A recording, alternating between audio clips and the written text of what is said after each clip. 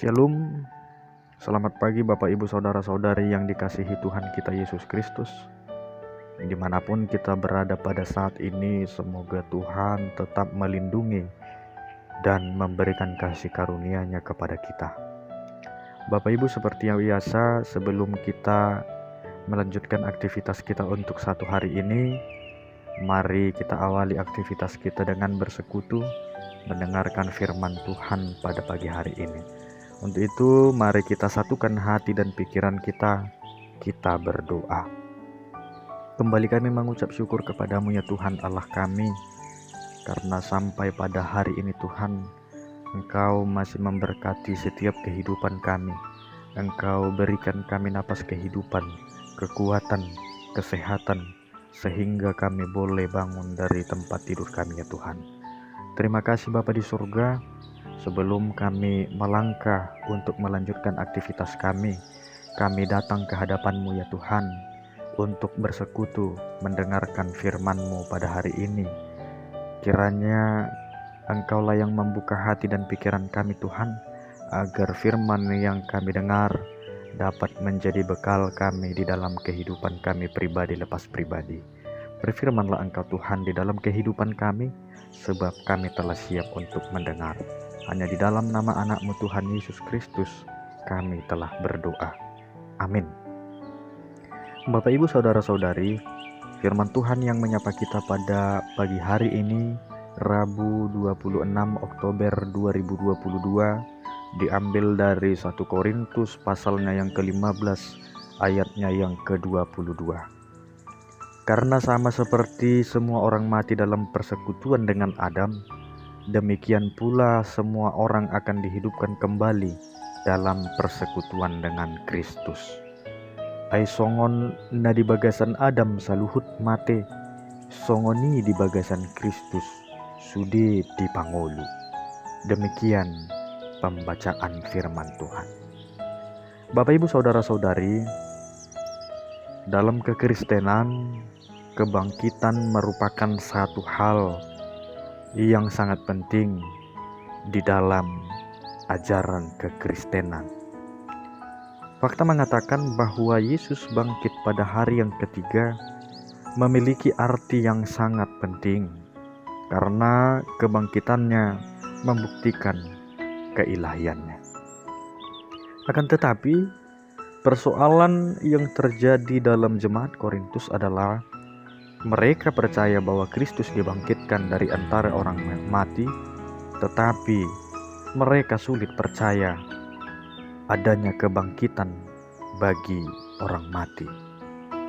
Sehingga Bapak Ibu, bagi Paulus sendiri, hal ketidakpercayaan akan kebangkitan orang mati ini tidaklah dianggap sepele, karena akan mendistorsi atau akan menimbulkan kesalahpahaman tentang berita kebangkitan Kristus. Sehingga Bapak Ibu dengan kalimat yang tegas, ia mengatakan, jika orang mati tidak dibangkitkan, maka marilah kita makan dan minum, sebab besok kita pun mati. Dengan kata lain, tidak ada perbedaan antara kehidupan orang-orang Kristen dan orang-orang tidak percaya, karena sama-sama akan mengalami kebinasaan. Akan tetapi Bapak Ibu, yang membuat perbedaannya ialah pentingnya kebangkitan Kristus yang menjadi dasar iman Kristen. Paulus memberikan penegasan kepada mereka bahwa jika Kristus tidak dibangkitkan, maka sia-sialah pemberitaan para rasul dan iman kita. Jika Kristus tidak dibangkitkan, maka kita tetap tinggal dan hidup di dalam dosa. Kamu masih hidup di dalam dosamu. Dosa yang membuat manusia terpisah dari Allah, yang membuat manusia mati dan binasa. Fakta kebangkitan Kristuslah yang membuat setiap orang percaya dibebaskan dari belenggu dosa dan kebinasaan. Inilah perbedaan antara kita orang percaya kepada Kristus dengan orang-orang yang menolaknya, yaitu memiliki pengharapan di dalam Kristus. Kebangkitannya membuat kita orang percaya tidak hidup di dalam kesia-siaan, tetapi hidup di dalam pengharapan, yaitu bahwa kita semua yang percaya kepadanya akan dibangkitkan seperti Dia yang sulung dibangkitkan.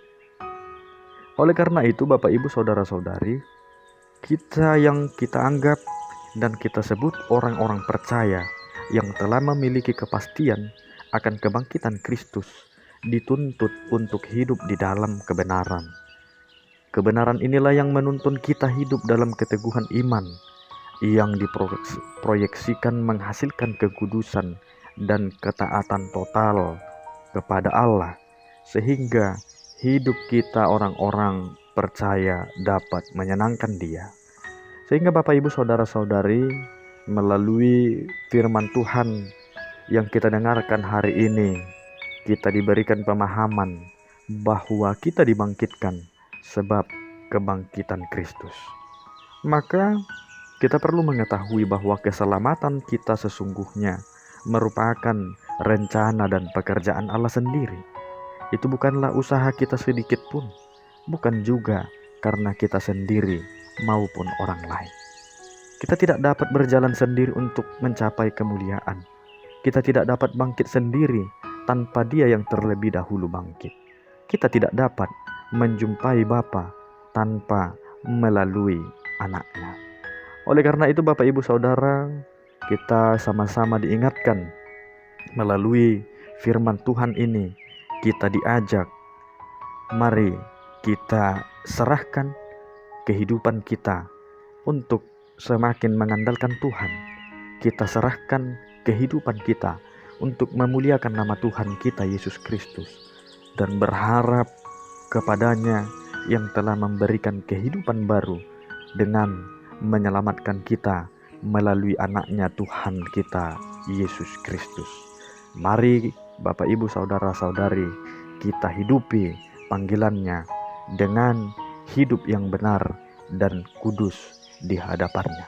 Selamat beraktivitas. Tuhan memberkati. Amin.